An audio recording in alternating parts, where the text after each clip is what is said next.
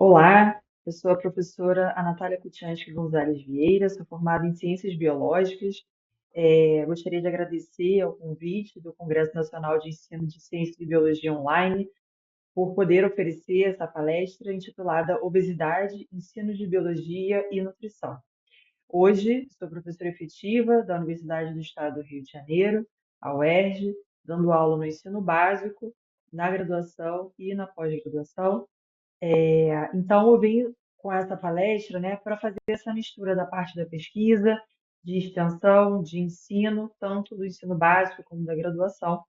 Então, essa palestra relaciona a obesidade com nutrição e ensino de biologia.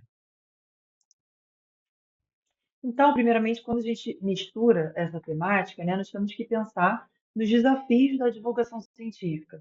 Então, não basta a gente ter os conhecimentos dentro da universidade, dentro da sala de aula, e não passar isso para a sociedade, né, para o público leigo.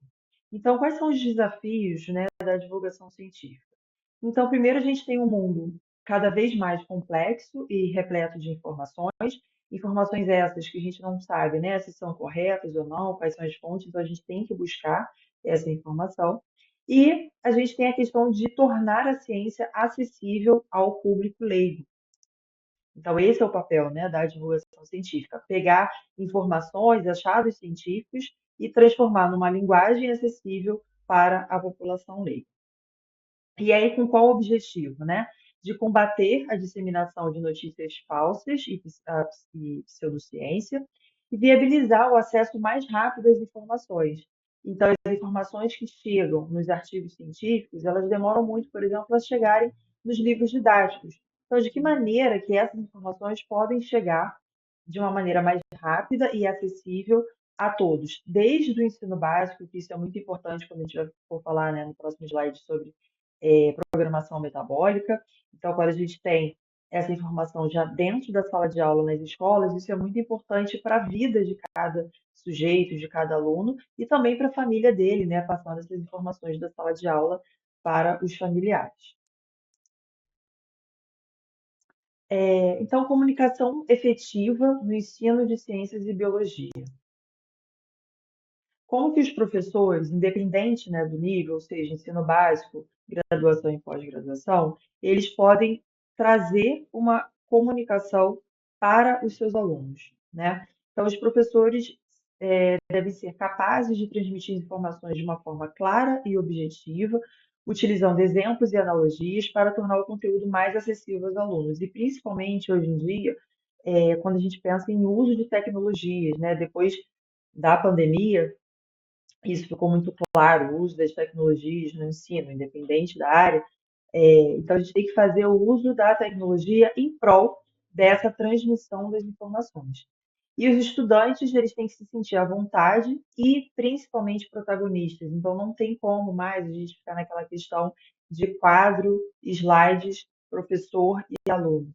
Exemplos: uso de aulas práticas, uso de atividades gamificadas para uma melhor fixação, uso de tecnologias para melhor entender imagens, principalmente quando a gente fala, né, de ciências e biologia, do ensino, trazer aquele assunto abstrato, fazer com que ele seja o mais concreto possível.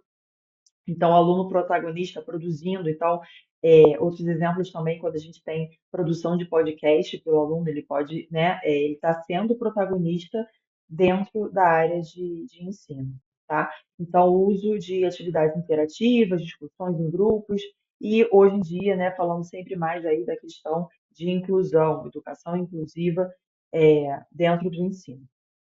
Falando agora especificamente da obesidade, então, nós temos, nesse primeiro bloco que eu falei, sobre a questão da divulgação das informações, quando a gente fala da parte científica, da parte de ensino, de educação. E aí a gente entra na obesidade, tá? Então, primeiro a gente estava na questão do ensino, agora a obesidade. Então, a minha formação, né, dentro da parte de mestrado e doutorado, foi dentro de fisiologia experimental, abordando obesidade, fisiologia cardiovascular, programação metabólica. Então, eu trago para vocês aqui essa pauta, que a obesidade ela é um desequilíbrio biológico e social complexo. Por que complexo? Porque, primeiro, que ela é uma doença multifatorial, ou seja, diferentes motivos vão levar, né, ao quadro de obesidade.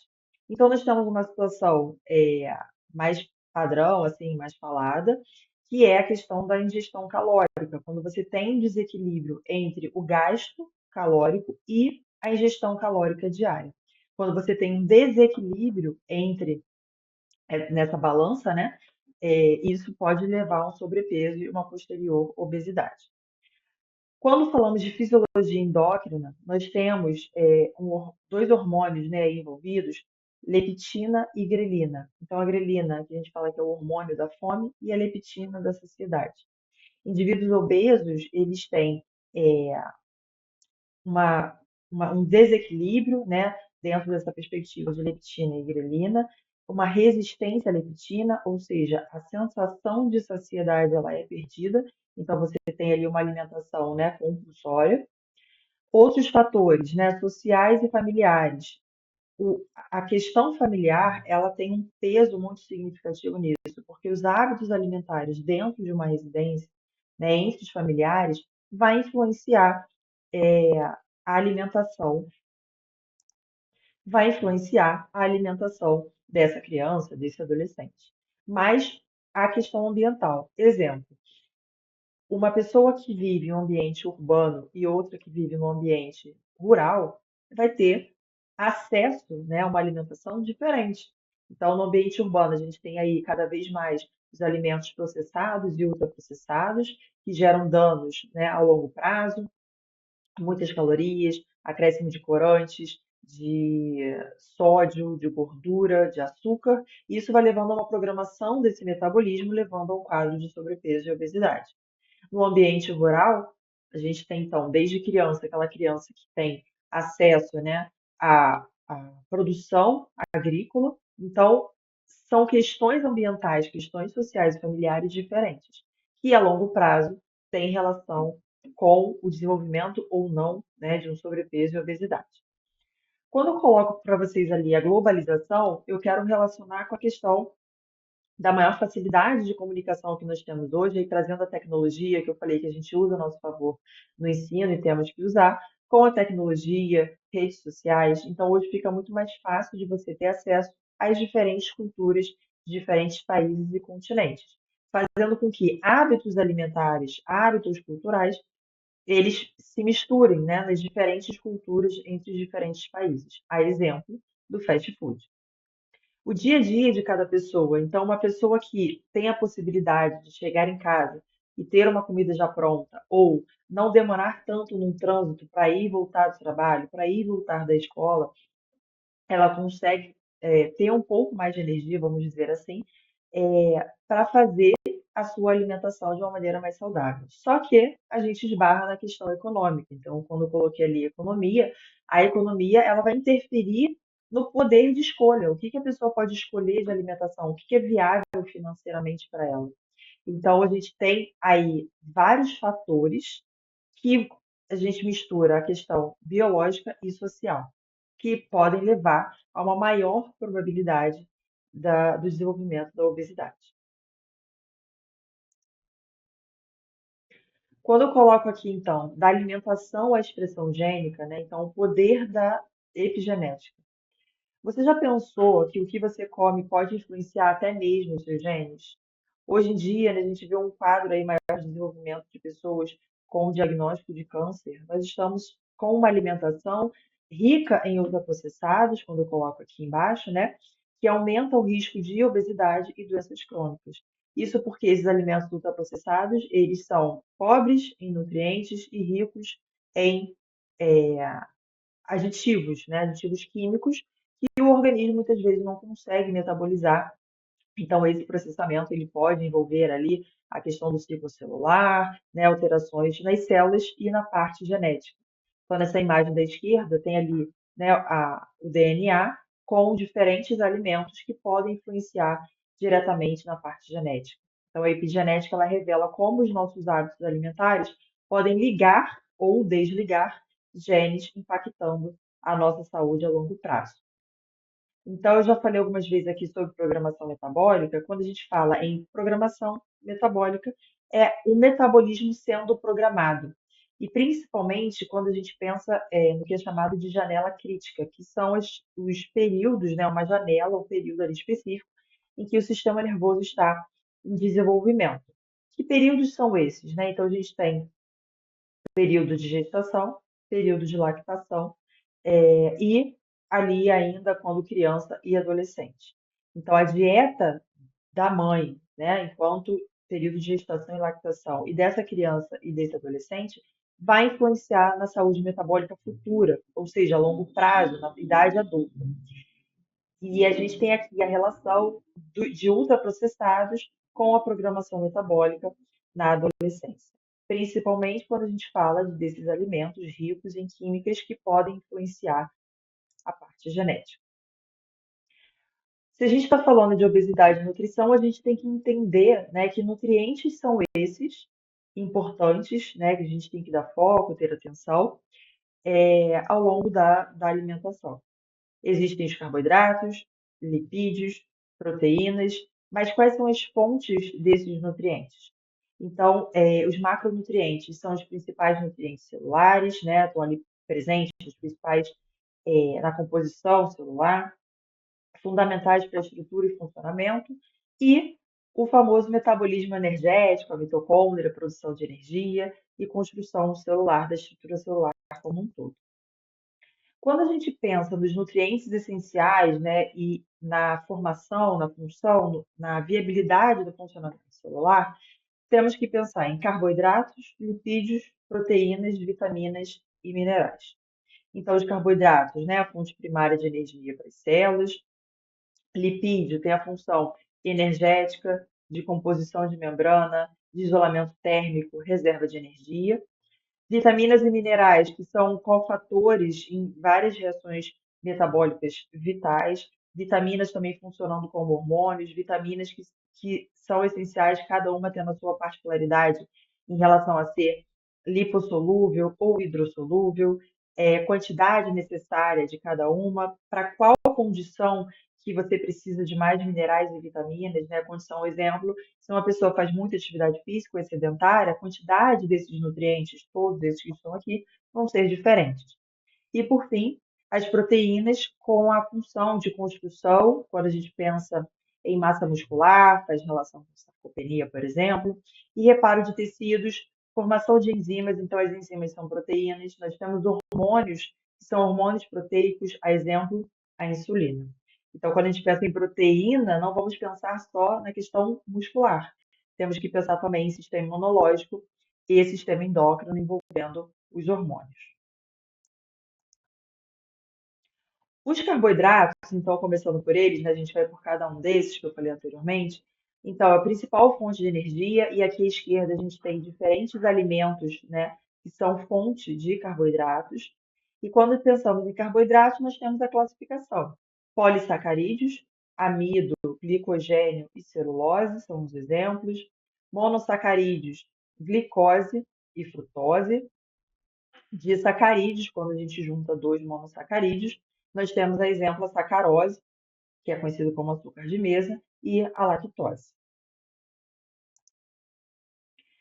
Quanto aos lipídios, nós temos as três principais funções. Reserva de energia, aqui à esquerda a gente tem então fontes, né, saudáveis de lipídio, então azeite, abacate, queijo, ovo, amêndoas.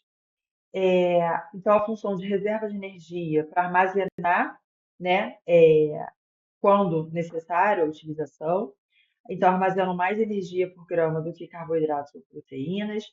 Nós temos aqui o HDL e o LDL, que é a divisão que a gente faz do colesterol. Então, o HDL, popularmente conhecido como o colesterol bom, porque ele tem a capacidade de tirar a gordura ali dos vasos, a grosso modo falando, e o LDL, que é considerado o colesterol ruim, que tem uma maior capacidade de se aderir à parede dos vasos. E aí nós temos aqui na imagem um vaso sanguíneo com pessoas, né, tentando tirar essa gordura que está acumulada nos vasos, e a gente sabe que ao longo do tempo, devido à alimentação, você pode, quando você tem uma alimentação rica em gordura e você não faz gasto de calorias, né? você pode ter uma maior propensão ao desenvolvimento de placas de gordura nesses vasos. E a longo prazo, isso pode levar ao bloqueio da circulação sanguínea. Os lipídios e as membranas celulares, então os fosfolipídios, né, eles formam a bicamada fosfolipídica. Então você tem uma combinação de lipídio nessa membrana, que é ela que vai delimitar, né, o que entra e sai da célula, que compõe todas as nossas membranas celulares. Outra função dos lipídios, proteção e isolamento. Então, age como uma almofada protetora para órgãos vitais, também é um isolante térmico, então quanto maior a camada de gordura, o percentual de gordura, você aumenta essa capacidade de isolamento térmico, ajudando a manter a temperatura corporal. Quando a gente fala, então, desse acúmulo de gordura na parede dos vasos, nós temos esse vídeo aqui com o acúmulo da parede e aqui uma rede, né, quando se faz uma cirurgia para desobstruir esse caminho e liberar a passagem das hemácias, como a gente está mostrando aqui, que são responsáveis pelo transporte dos gases. Quando a gente fala de proteína, nós não, como eu falei anteriormente, a gente não pode pensar só na função de construção de tecido muscular. Então, ok, primeira função estrutural, essencial para a construção e manutenção de tecidos, como os músculos, actina e miotina, pele e cabelos, função de catalisadora, então as enzimas que participam, que aceleram as reações metabólicas, são formadas, né, por proteínas, que são vitais para o nosso organismo, para acelerar, viabilizar reações que sem elas demorariam muito e gastariam mais energia. Transporte. Transporte por quê? Nós temos as hemácias que eu mostrei no vídeo anterior. Nela nós temos a hemoglobina, que é uma proteína responsável por transportar, né, onde vai se ligar o oxigênio na hemácia para poder ser transportado ao longo dos vasos sanguíneos. E defesa do organismo, porque os anticorpos são proteínas do sistema imunológico que vão combater infecções aos patógenos, né? Que são os agentes estranhos que podem causar ali alguma doença, alguma questão no organismo. Então, as proteínas, né, têm essas funções estruturais, catalisadoras, de transporte, especificamente de gases, e defesa do organismo, então, relação com o sistema imunológico. Aqui nós temos exemplos de fontes de proteína. No canto esquerdo superior, fonte de proteína animal e embaixo, fonte de proteína vegetal.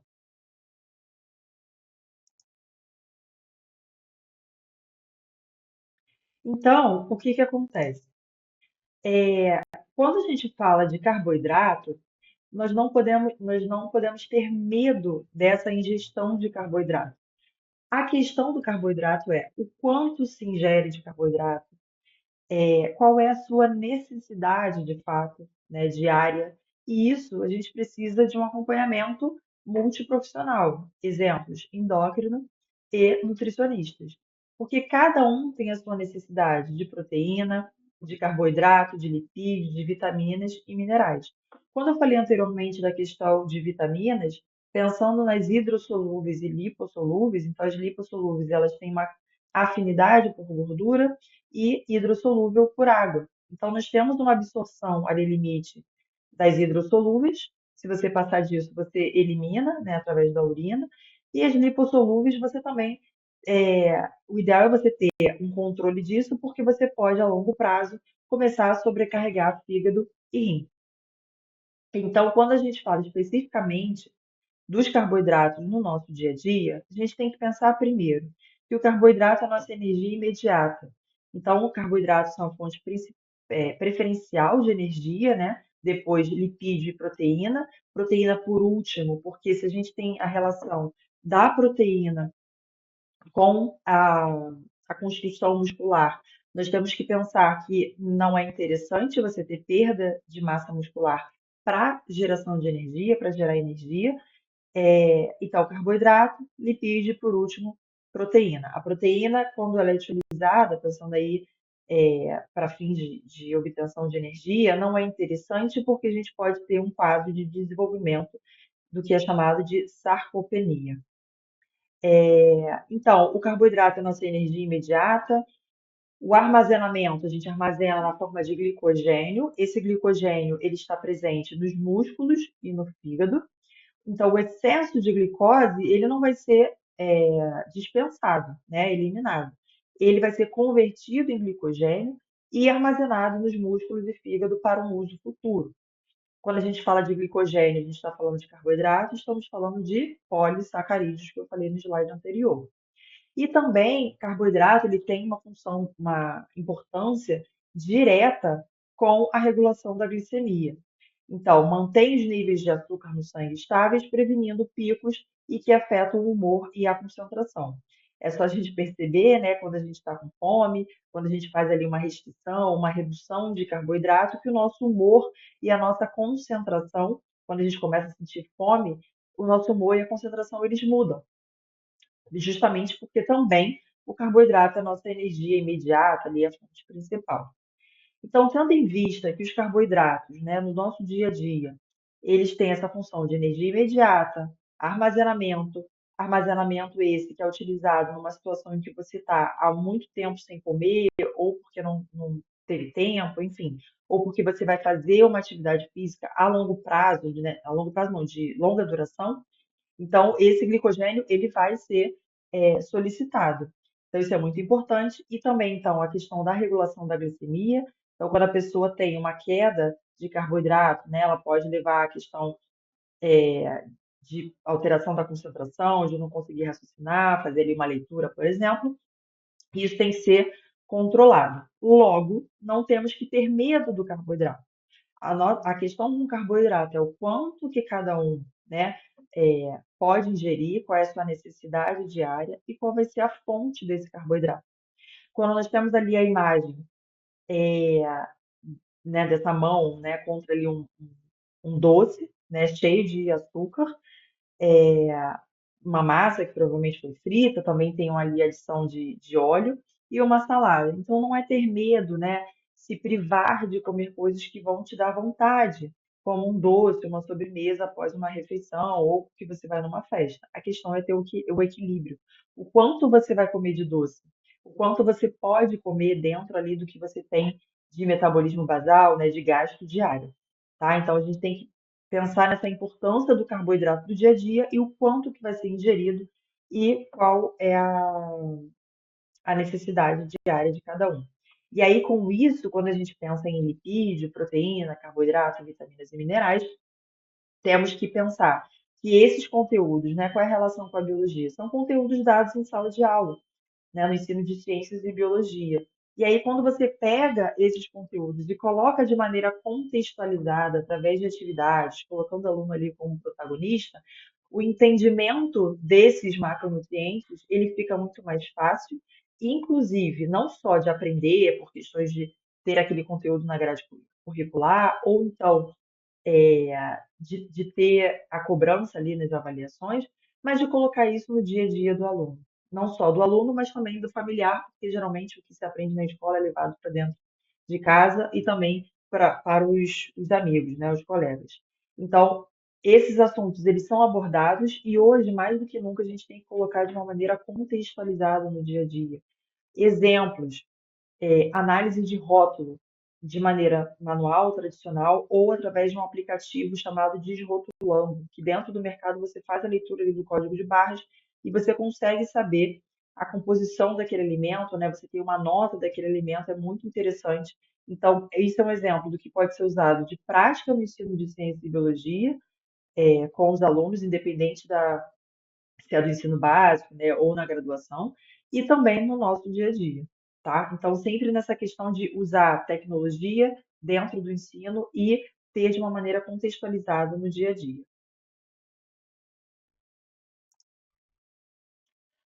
Qual é a importância da educação alimentar e científica? E aí está o papel, de fato, do ensino de ciências e biologia. Isso eu digo desde lá do ensino fundamental 1 até o ensino médio, quando a gente fala do ensino básico, e também na graduação e na pós-graduação. O papel da educação. Então, escolas e universidades são fundamentais na promoção da saúde e do conhecimento nutricional. E de que maneira isso pode ser feito? Através das pesquisas, dos incentivos às diferentes linhas de pesquisas envolvendo essa temática, alunos, né, desde iniciação científica, mestrado e doutorado, que têm seus projetos de pesquisa para chegar a determinadas conclusões. Além do projeto de pesquisa, a gente tem o ensino, que a gente já está falando aqui desde o início, e também os projetos de extensão que tem nas universidades.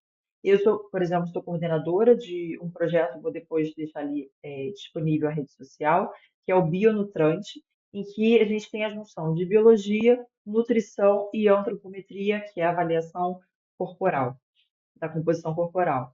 Então, os projetos de extensão eles são muito importantes, porque eles têm o papel de atender não só a comunidade interna, ou seja, né, quem compõe ali a universidade, mas também a comunidade externa, que é justamente para fazer essa ligação da universidade com o público externo, o público leigo, ou não, mas que queira se atualizar também, com informações que vêm de dentro da universidade. Então, é de dentro da universidade para fora. Então, a gente tem aí a questão, né, do tripé, que é muito falado hoje, pesquisa, ensino e extensão. Engajamento comunitário, ou seja, de que maneira esses assuntos que estão nos projetos podem ter um engajamento, fazer com que aquilo ali tenha um sentido. Então, através de oficinas, rodas de conversa, materiais educativos como e-books. Então, hoje, o e-book, que é um livro que é também chamado, né, de livro digital, ele é muito importante quando eu disse lá atrás que as informações, os achados científicos demoram para chegar nos livros didáticos. Através dos e-books, dos livros digitais, a gente consegue ter essas informações chegando de uma maneira mais rápida e, além disso, de uma maneira com que a atualização chegue de maneira mais rápida e acessível, e muitas vezes esses livros digitais disponibilizados de maneira gratuita. Eu deixo aqui já o convite, né, para o mini curso sobre produção de e-book e utilização de impressão 3D também para essa questão da educação alimentar e científica dentro do ensino de ciências e biologia. Depois vocês procurem por esse mini curso. E as oficinas, há um exemplo, nesse projeto de extensão, o Bionutrante, nós oferecemos oficinas de alimentação saudável. Então, diferentes alimentos, né, refeições que a gente pode utiliza de uma maneira mais carregada ali em calorias, né, a gente traz nessas oficinas como que esse mesmo alimento ele pode ser feito de uma maneira mais saudável. E quando a gente pensa na prevenção através do conhecimento, que é justamente isso, se você tem o conhecimento, fica muito mais fácil para você se prevenir. Quando a gente fala em acessibilidade, em divulgação científica, nesse ensino de ciência e de biologia dentro de sala de aula, isso é um investimento pensando numa prevenção a longo prazo. Ou seja, a capacidade, né, a necessidade de capacitar indivíduos para fazer escolhas alimentares conscientes, prevenindo doenças crônicas, né, ou as doenças crônicas não transmissíveis, que a gente está ali dentro de um quadro da síndrome metabólica, da programação metabólica. Logo, se desde a escola esse conhecimento ele está ali disponível, fica muito mais fácil da pessoa ter o poder, a capacidade de fazer as suas escolhas. Entendendo todo aquele cenário que eu falei inicialmente, das questões multifuncionais da obesidade, nós temos, obviamente, uma questão ali do acesso à educação, muitas vezes difícil, a questão econômica que pesa muito. Mas muitas vezes você tem uma situação econômica viável de serem feitas escolhas, mas se não tem o conhecimento dentro dessa área minimamente, as escolhas alimentares elas podem ser feitas de maneira errada, errada no sentido de estar relacionado com uma alimentação não saudável, tá? Então, quando a gente junta a educação, e aí falando de escolas e universidades, o engajamento comunitário. Então, como que a escola e a universidade pode fazer esses engajamentos, né? Que práticas são essas que podem ser feitas pensando também no protagonismo, né? Então, quando eu falei das oficinas de rodas de conversa, materiais educativos com e-book, que tem, por exemplo, nesse projeto, o Bionutrante. E a capacitação. E essa capacitação não é uma vez, né? Podendo fazer pelo menos uma vez já está ótimo. Mas a atualização ela é muito importante principalmente, né, para quem está ali na linha de frente. Logo, investir em educação alimentar e científica é a chave para uma sociedade mais saudável e informada. E aí, isso aí não tem como questionar. O investimento na educação, o investimento na pesquisa, nos diferentes projetos, tanto de pesquisa como de extensão, eles são essenciais para, pensando em saúde pública até. Porque se você tem essa informação já na base, a questão da obesidade, que onera muito o setor público, né, a questão de saúde pública, poderia ser reduzida por essa questão, tá?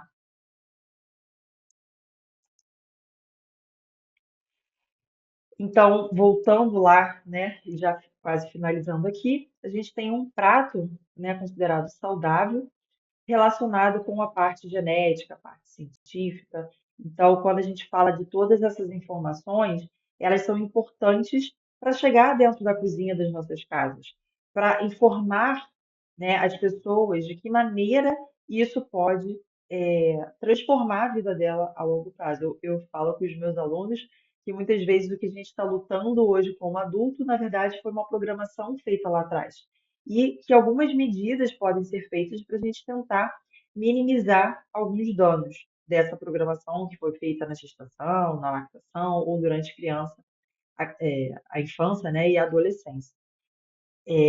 Então, transformando o conhecimento em ação. O conhecimento adquirido hoje é o primeiro passo para uma vida mais saudável. E eu acho que ao longo desses slides que eu passei aqui, isso ficou claro. Mas como podemos aplicar essas descobertas em nosso dia a dia e compartilhá-las com os nossos amigos e familiares? Então, acho que o primeiro passo é refletir sobre a nossa rotina alimentar, o que você mudaria a partir do que você aprendeu, a partir do que você ouviu aqui, a partir do que você busca de informação sobre isso, até nas redes sociais do que a gente tem de informação, mais fontes seguras, artigos, reportagens, porque para a gente dar o exemplo, e isso já, né, dentro da educação de casa, para a gente ter uma determinada consequência, a gente tem que dar o exemplo. Então, primeiramente, eu trago aqui o convite para vocês, para quem não faz isso, refletir sobre a rotina alimentar, e nisso a gente coloca aí também a questão da atividade física, porque lá, quando falei sobre obesidade e sobrepeso, esse desequilíbrio entre ingestão calórica, a gente está falando, né, da alimentação. E o gasto calórico, o quanto que você gasta para fazer suas atividades do dia a dia e, além disso, com atividade física.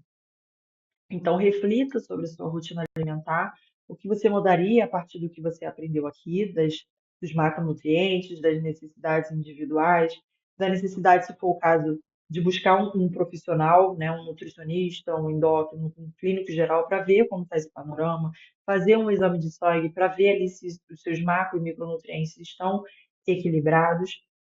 E, então, o segundo passo, compartilhar esse conhecimento. Como você pode levar isso para sua família, para a comunidade? Que alertas você pode fazer para essas pessoas? Minimamente, se você conseguir fazer com que a pessoa veja que aquela fonte de informação que ela está buscando é segura, está correta, né? Isso aí já é um passo bom. A questão da alimentação, das funções, da importância, entender que a dieta de uma pessoa não vai servir para outra necessariamente, cada um tem as suas necessidades particulares. Sendo assim, eu agradeço ao Congresso Nacional de Ensino de Ciência e Biologia por mais uma vez ter o aceite dessa palestra. Em 2023 também eu ofereci uma palestra para o Congresso, né, para esse mesmo Congresso. Eu deixo aqui o meu e-mail, caso alguém tenha alguma dúvida, alguma pergunta, queira saber dos outros projetos. E eu deixo aqui também o contato da rede social do meu projeto de extensão, que na verdade ele tem um braço também de pesquisa, que é o Bionutrante. Por ser um projeto de extensão que a gente mistura biologia, nutrição e antropometria, fazemos chamadas, né? A gente vai ter uma próxima chamada para 2026, então se vocês quiserem participar das palestras que a gente oferece, das oficinas de alimentação saudável, da avaliação antropométrica, e como é um projeto de extensão, está aberto aí para o público externo. Então, eu deixo o arroba aí do projeto, que é o Bionutrante, que além de ser um projeto de extensão, tem também um projeto de iniciação científica, de pesquisa, bem interessante, pensando nesse tripé pesquisa, ensino e extensão, pensando em prevenção de obesidade, de doenças crônicas, pensando em divulgação científica, inovação, tecnologia, ensino de biologia. Então, como que essas informações podem chegar lá para os meus alunos do ensino médio, por exemplo, um professor que está fazendo um mestrado profissionalizante, como que ele pode também levar isso para os alunos dele. Então, é bem legal vocês seguirem lá, tem várias dicas importantes de fontes seguras, de artigos científicos também, de uma maneira de fácil entendimento, independente da faixa etária, de nível de formação da pessoa.